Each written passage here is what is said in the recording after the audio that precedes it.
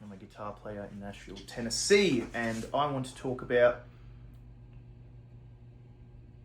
the concept, or the idea of taking a lick and making it into a concept that you can then use to improve upon, you know, your musical language, or how you view the instrument, or perhaps fretboard knowledge. It's applicable to all instruments, but how you can take a lick you find really interesting and use it to expand your vocabulary, not with just the lick, but in like infinite kind of ways.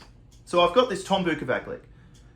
Now what I'll do is I'll play it like fast, slow, and then like dreadfully slow, probably all out of time, and then, you know, I'm going to tell you it plays over a C7. So if all you want out of this video is the lick, that's it. I'll include the video Tom did in, I think it's Homeschool in 20, and then it's like the garage era, and then someone's tabbed it out. I don't use tabs, but I'll include that down below too. But I'm going to explain how I use it.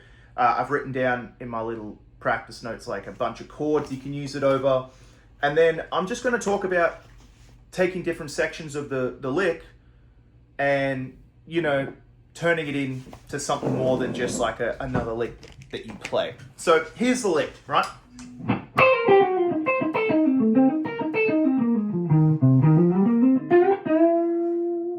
played it wrong, so.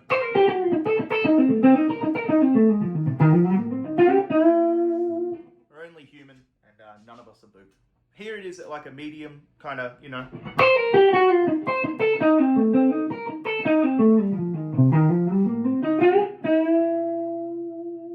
And then here it is, dreadfully slow. And then after that, I'll get into all the hodgepodge of explaining it and what I do. And then that's when the rambling starts, and that's when you probably want to go about enjoying the rest of your Sunday at 4:32 p.m.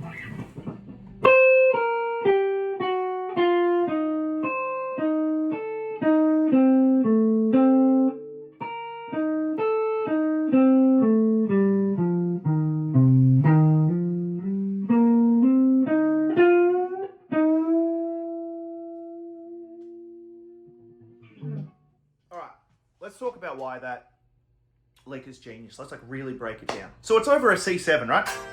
Which means it also works over B flat 13, which means it also works over E minor 7 flat 5, which means it also works over G minor, which means you can technically use it anywhere on a blues as well. It also works over B flat major 7, and it also works over your craziest tritone sub, F sharp 7, or G flat 7.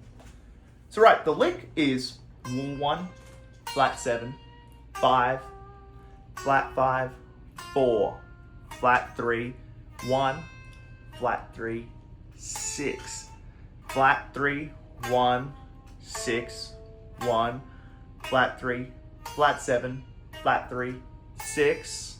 Then you're going down, flat 3, 1, 6, 5, 5, 4, 1, back up, 4, 5, 6, 1, well, sorry, flat 7, 1, 4, bend the 5 up to the 6, and bend the flat 3 up to the E, or the natural 3. I called that a 4, but that's a flat 3. Now, I think of this lick in 3 different sections, and here they are. Here's the A section. Here's the B section. And then here's the C section. Now I'm going to tell you right off the bat, the C section I probably won't talk about as much because it doesn't, it's not as big of a concept to me as the other two. It's an idiom that's really regularly found in blues, you know. You know, at Tom's talk about in that video, people can always go up. You know?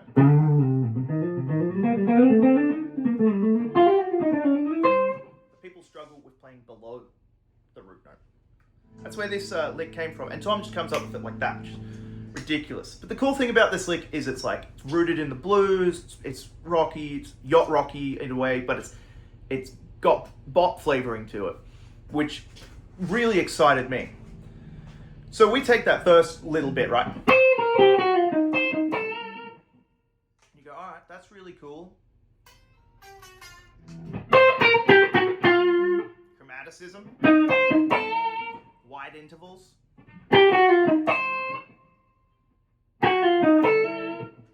It's awesome. With that lick alone over a C7, you could get so much mileage.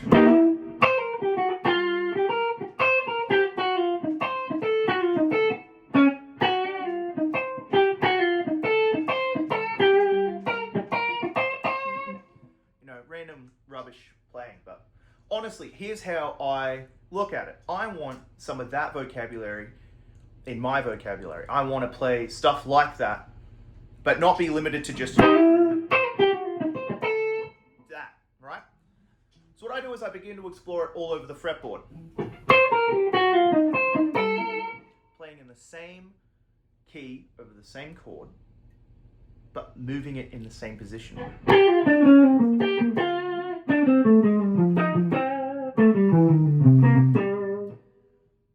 Okay, so that doesn't seem like much at first, but if you're playing,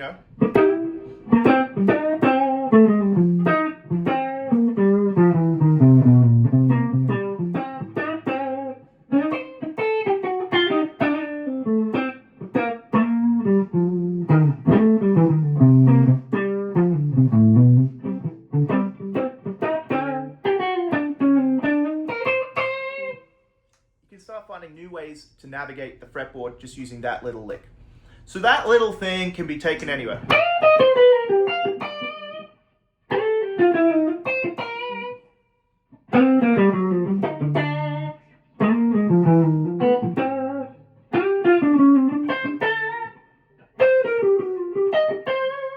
You don't have to use it in the exact same formula, right? Say I'm playing, again, C7.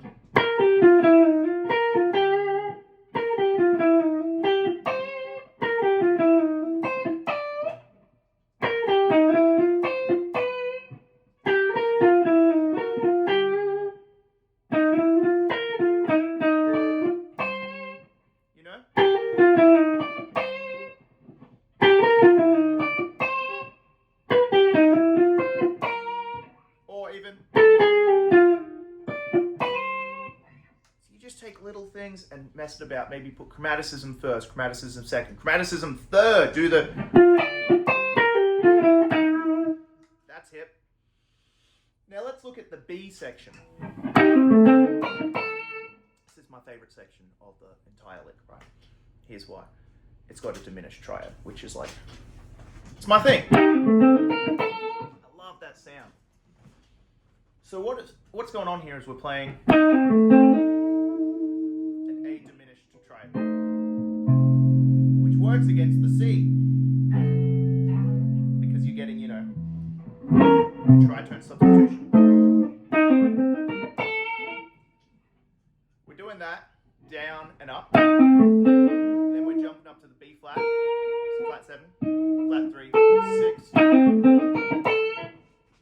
This is awesome because you can change this so much. Minor triad.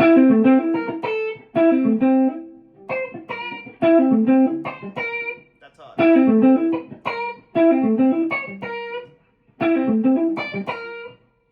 Move it around.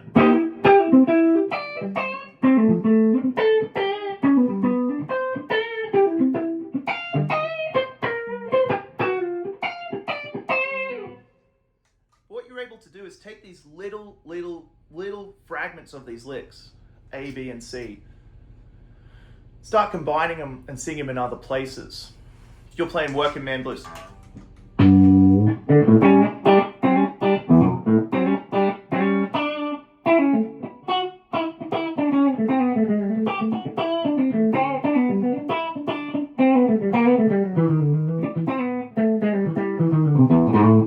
Horrible example. Sounds like an exercise because it was. But it's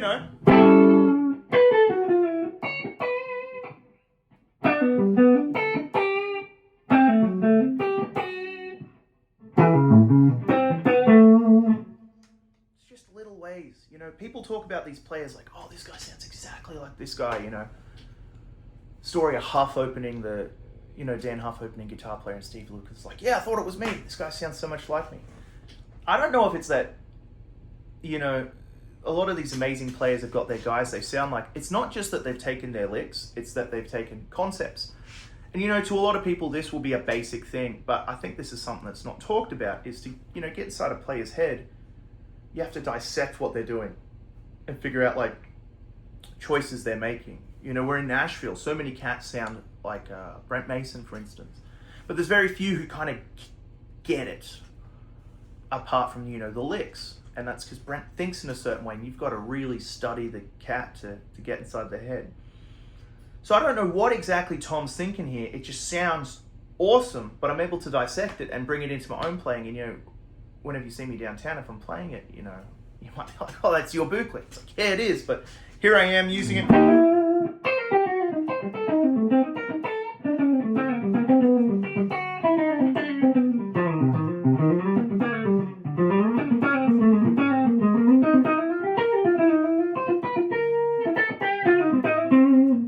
Inserting it into different places, and it doesn't always sound like the lick, but it's there, the influence is there.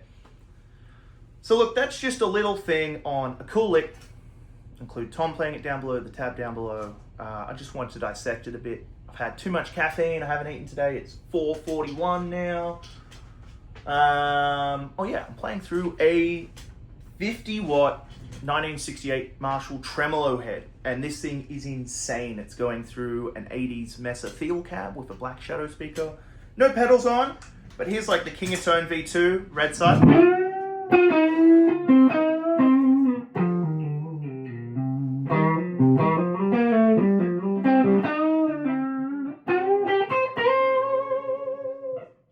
Benson fuzz.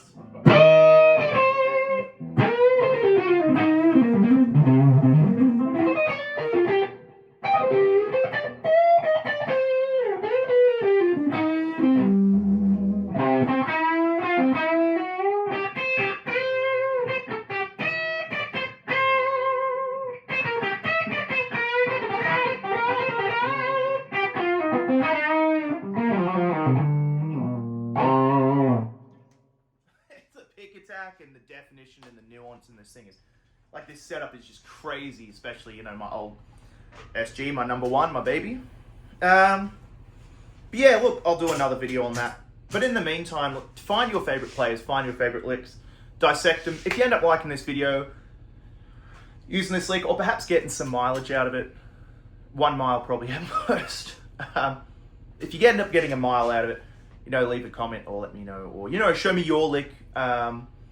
Perhaps if you want to talk about this more, feel free to hit me up. I know it's Thanksgiving week starting. I'm chilling in town. Australians don't have Thanksgiving, but one of my best Aussie mates is visiting from New York, so I haven't seen him since pre-2020, maybe. But I'm really excited. Phenomenal musician and just an all-round good bloke. But yeah, check that out, dig that. I'll do another video on this Marshall and just play through it for ages, and you can have even more rubbish playing. But yeah, I felt this was a really good lick, and I just thought this is something that is kind of like an almost basic principle once you get it, but until you think about it, isn't there. And something most people don't think about. Some people just get it and other people don't. People, you know, I'm not a get it person. I have to dissect stuff, but check it. It's a cool lick, and you know, I'll leave you on me playing a Zen drive through this Marshall. This is a ODS prototype by Love Pedal. Cheers, Sean.